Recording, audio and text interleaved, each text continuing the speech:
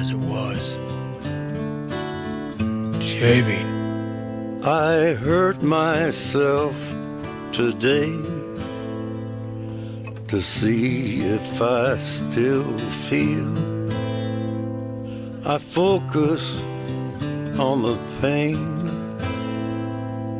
the only thing that's real.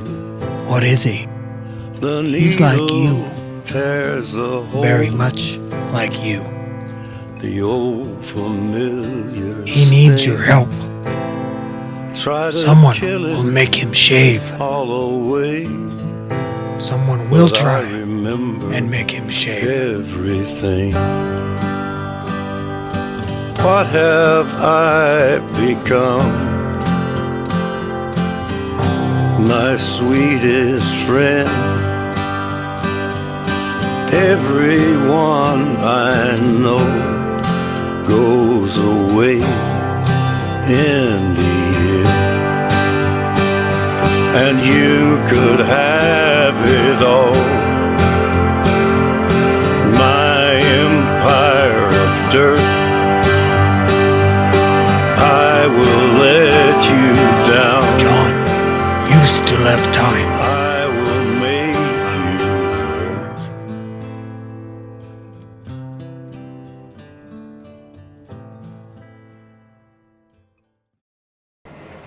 Welcome back. This is November's issue. It's going to be a jam-packed episode with amazing things going on. We're going to start by finishing up fall sports.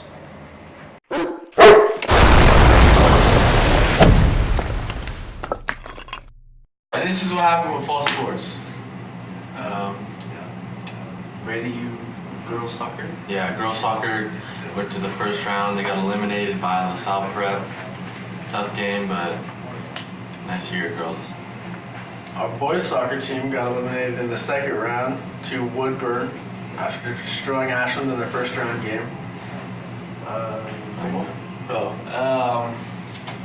Football, we lost in the first round against St. Helens. That was a tough loss. I made this one with my tears. I think we need a moment of silence for the struggle and pain we go through. Yeah, that was too much. Going nowhere, going nowhere. The tears are filling up their glasses. You're faking a smile with the coffee to go. And tell me your life's been way offline. You fall into pieces every time. And I don't need no carrying on. Cause you had a bad day. You're taking one down. You sing a sad song just to turn it around. You say you don't know. You tell me don't lie. You work at a smile and you go for a ride. You have a bad day. Your camera don't lie. You're coming back down and you really don't mind. You had a bad day. You had a bad day.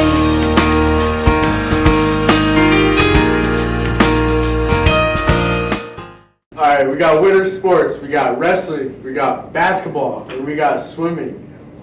Don't forget to stay tuned for updates on those. All scores for all teams. Wrestlers, remember, don't get fat by eating all the turkey this weekend. Hey, you know who likes This turkey? break. Who likes turkey? Oh, my bad. Did I cut you off? I'm sorry if I cut you off. Miley Cyrus likes Did somebody say Miley Cyrus? I came in like a wrecking ball.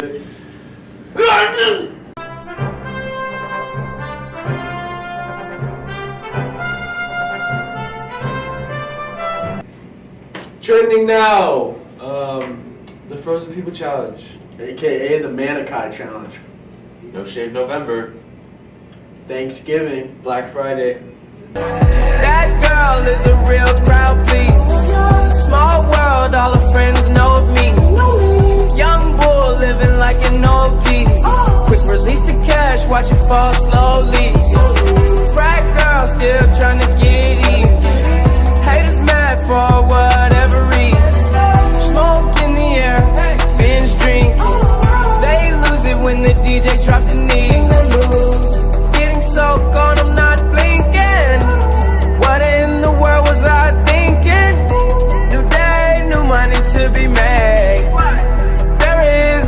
to explain. I'm a black beetle, cream seats in the Regal, rocking John Lennon lenses, like to see him spread eagle. Took a beer to the club and let a party on the table, screaming everybody's famous. Well, that was a sick video. Well, this month was Veterans Day, and thank you for all you who are fighting for us and all the hard work you put in. And all the sacrifices you guys have made. Thank you. Yeah, thank you. You probably know that every year on November 11th, Americans celebrate Veterans Day to honor the millions of men and women who have served or are serving in the nation's armed forces. But bet you didn't know the whole story behind the holiday. For starters, it wasn't originally called Veterans Day, but Armistice Day, to commemorate the truce signed between the Allies and Germany in World War I on the 11th hour of the 11th day of the 11th month of 1918. The first Armistice Day in the U.S. was celebrated on November 11th, 1919. All business was suspended for 2 minutes starting at 11 a.m., and parades and public gatherings were held to commemorate the occasion. Later, America also began honoring its unknown soldiers on Armistice Day, a tradition that continues today. At 11 a.m. every Veterans Day, a color guard ceremony represents all branches of the military at the Tomb of the Unknowns in Arlington National Cemetery. In 1954, the name was changed to Veterans Day, following a national campaign to have the day honor all veterans, not just those who served in World War I. And did you know, for 7 years, Veterans Day was actually celebrated in October? In 1968, Congress moved Veterans Day to the fourth Monday in October so that government employees could enjoy a long weekend. But in 1975, President Gerald Ford returned Veterans Day to November 11th due to the historical significance, and that's where it sits on the calendar today. And do you know the difference between Memorial Day and Veterans Day? Both of them honor those men and women who have served in the military, but Memorial Day honors America's war dead, while Veterans Day honors all American veterans, living and dead.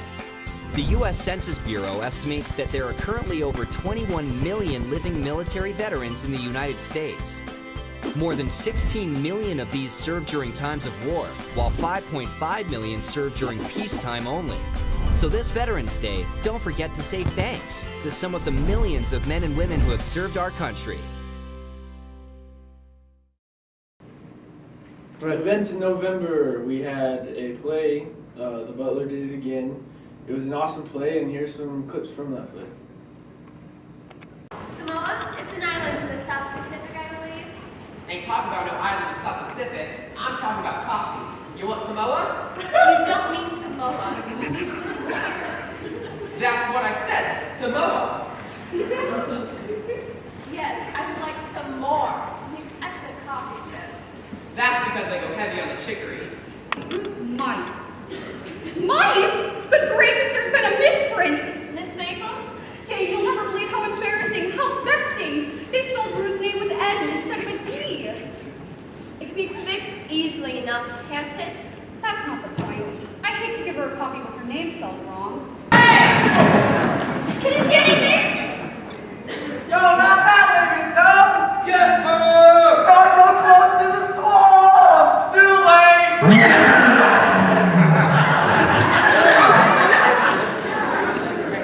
Disgusting. Wolfed it down in one go.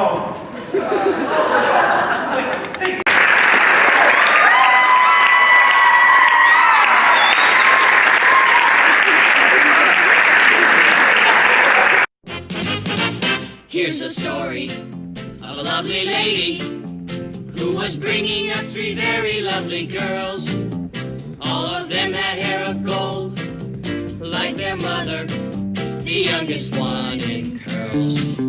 It's a story of a man named Brady who was busy with 3 boys of his own. They were 4 men living all together, yet they were all alone. Till the one day when the lady met this fellow, and they knew that it was much more than a hunch, that this group must somehow form a family. That's the way we all became the Hairy Bunch, the Hairy Bunch, the Hairy Bunch. That's the way we The Hairy Bunch. Surprising news to the world, Donald Trump was elected president. Here's a recap from Watch Mojo News.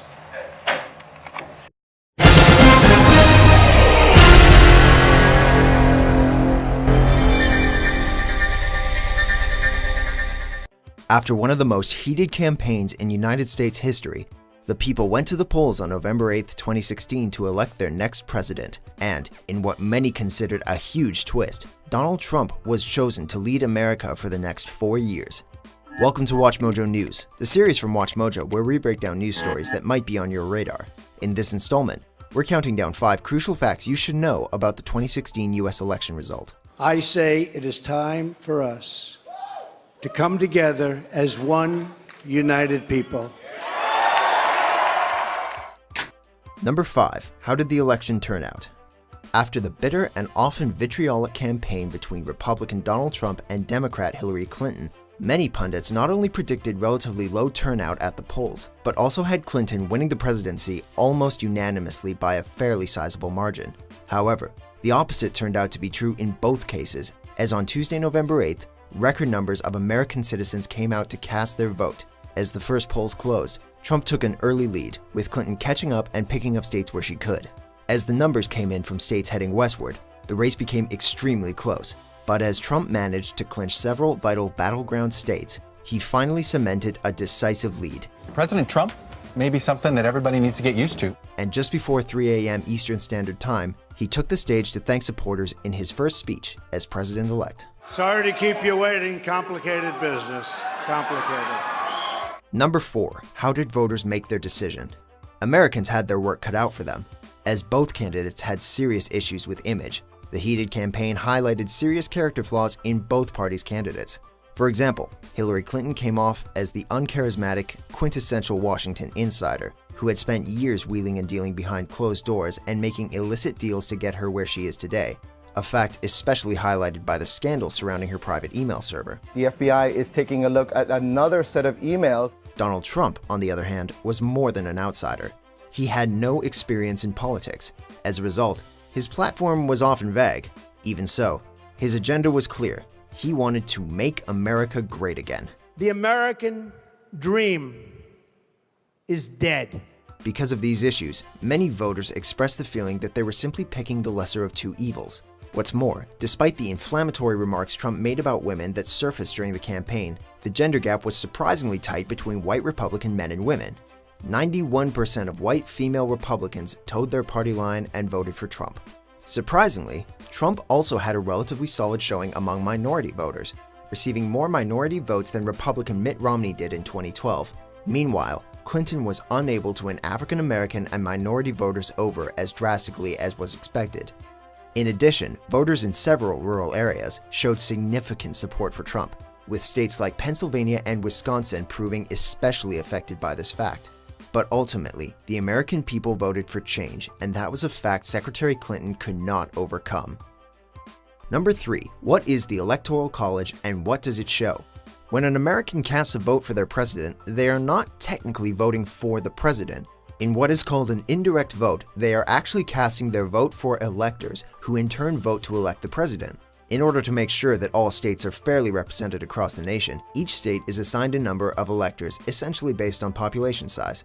For example, California, the most populous state in the country with more than 39 million people, is assigned 55 electoral votes. As a state votes, the party with the most votes in that state is assigned those electors in most cases. The first party to gain 270 electors wins the election. In the past, this has proven to be a problematic system, as it has happened that the winner of the election actually lost the popular vote, meaning more American citizens actually voted for the losing candidate. This was the case in 2000, when Al Gore nabbed 266 electoral votes to George W. Bush's 271, but actually earned over 500,000 votes more than Bush. And it was the case in 2016, when Clinton took the popular vote but lost the electoral vote. Why do we do it that way? Well, because the Constitution says so, but that doesn't make it any less odd. And I think for a lot of people watching this election and watching shows like ours, they're always hearing about national polls. Well, that's not how we elect a president in this country. Number 2, how did the candidates take the result? Thank you. Thank you very much, everybody. With lingering battleground states still labeled as too close to call in the early hours of Wednesday, supporters of both candidates sat waiting for hours for an official decision to be announced. Reports came out that Trump's campaign was euphoric with the results, but weren't willing to make an announcement, whether towards victory or otherwise, before the Clinton campaign. In the end, Clinton's campaign broke the silence first, with her campaign chairman John Podesta announcing that Hillary would not be making any address before the morning. Several states are too close to call, so we're not going to have anything more to say tonight. Reports later emerged that Clinton called Donald Trump to concede the victory, and at nearly 3 a.m. Eastern Time, the Associated Press announced Trump as the winner. Trump soon took the stage to make his victory remarks, which were uncharacteristically inclusive. She congratulated us, it's about us, on our victory. And I congratulated her and her family on a very, very hard-fought campaign. I mean, she fought very hard. After sincerely congratulating Hillary Clinton's campaign, he called upon all Americans to unite in order to move forward and change America for the better. Now it's time for America to bind the wounds of division. Have to get together. The next morning, Clinton gracefully conceded in a speech to her supporters. Donald Trump is going to be our president. We owe him an open mind and the chance to lead. Number 1. What's next for the country? Aside from the presidency, Republicans also successfully took control of the House of Representatives and the Senate, meaning that the president will theoretically have the support he needs from Congress to pass bills.